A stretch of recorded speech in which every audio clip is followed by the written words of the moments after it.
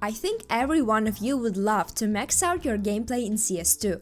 I've already made a video about optimizing your FPS, which you can check out in the top left corner.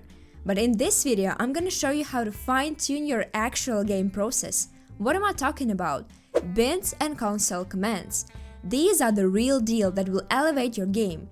In this video, I'll walk you through some super handy binds that every player should be using, as well as some pro player binds that in my opinion could really be a game changer for you. Plus, I'll cover some console commands that will make your gaming experience way smoother. But before we jump into the video, I'd love to ask you to smash that like button, subscribe to the channel and hit that bell so you won't miss any of our awesome upcoming content. And don't you dare skip out early, cause I've got a mind-blowing bonus tip waiting for you at the end. Practically all binds will use the alias command. To avoid inputting these binds and console commands every time you enter the game, we need to create a config. How do we do that? First, go into Steam, right-click on CS2, then Properties, Installed Files, and then Browse. Then navigate to the game, CSGO, CFG folder. In there, we need to create a text document named autoexec with the CFG extension. If you can't see the file extensions, head over to the File Explorer, click on the View tab at the top and check the box next to File Name Extensions. The name autoexec will automatically activate all the commands you put in the config. So we've got that sorted. For better clarity, I'll be inputting all the commands in the game, but you should be typing them directly into the config. Back in the day, to check your FPS, you needed to input the console command netgraph, but in CS2 that doesn't work. The only command that can perform these functions is clshowfps1. Here's how it looks like.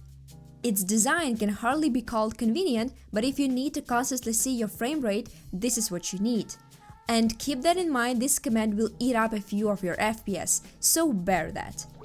If that label at the bottom left bugs you as much as it does me, I've got a solution for you. r_show_build_info0. This command totally removes the label. Now it won't distract you anymore.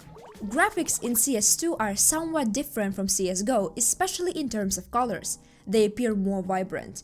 Due to this, most of you might have turned down the game's brightness, but that's not the right move. Instead, there is a command for this. r_fullscreen_gamma. This command reduces color saturation. The available values for this command range from 0 to 2.2. You need to adjust this parameter to suit your preference, so I'd recommend hopping onto your map and finding the optimal setting. And now, let's move on to binds. We'll start with the simpler ones, specifically the jump. You're probably all familiar with the bunny hopping, but using space for it can be quite tricky, so for convenience there is a bin that lets you jump with your mouse wheel. And it goes like this. Bind, mwheeldown plus jump. This allows you to jump by scrolling down the wheel, making bunny hopping significantly easier. And with this bind, you'll still be able to jump using the spacebar. Sticking to the topics of jump, I want to tell you about Jumpthrow. This is a bind every one of you should have.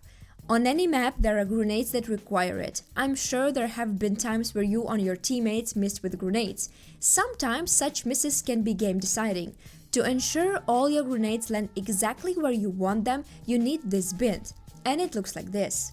There are different variations of this bind, for example with a crouch, with shift plus walk, and with 2 mouse buttons. I won't show all the details, but we'll leave them in the video description.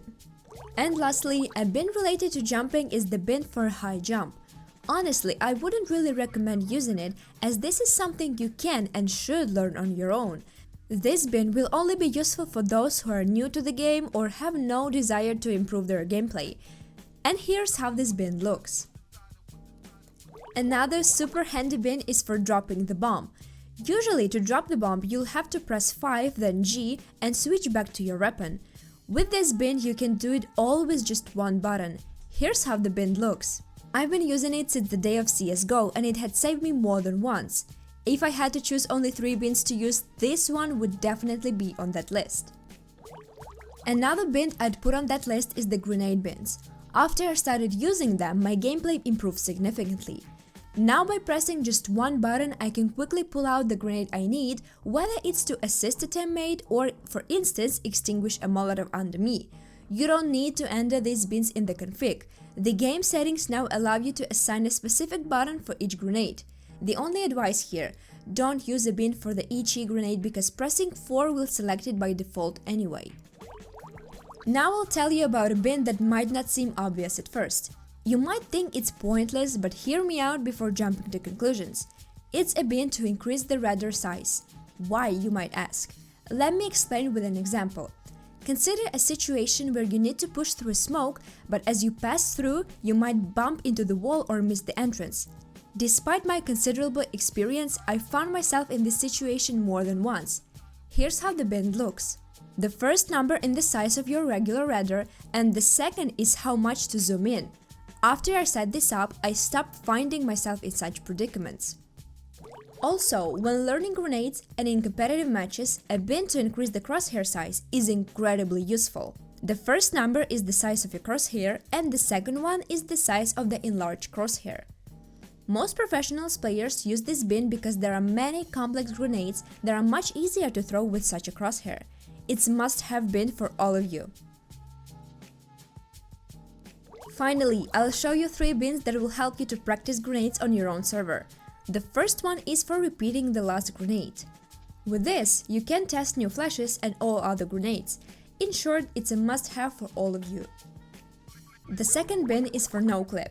During training on your own maps, you often need to move from one part of the map to another, and opening the console to type the command every time is quite inconvenient. So this bin will make your life a lot easier. The last one is for placing a bot in the desired position. It helps you test various boosts, positions and wallbangs. Overall, this bin will be useful for those looking for new tricks in CS2. These were all the essential bins and console commands every player should have. There are many more bins, but in this video I show you the most important ones. I hope you find them useful.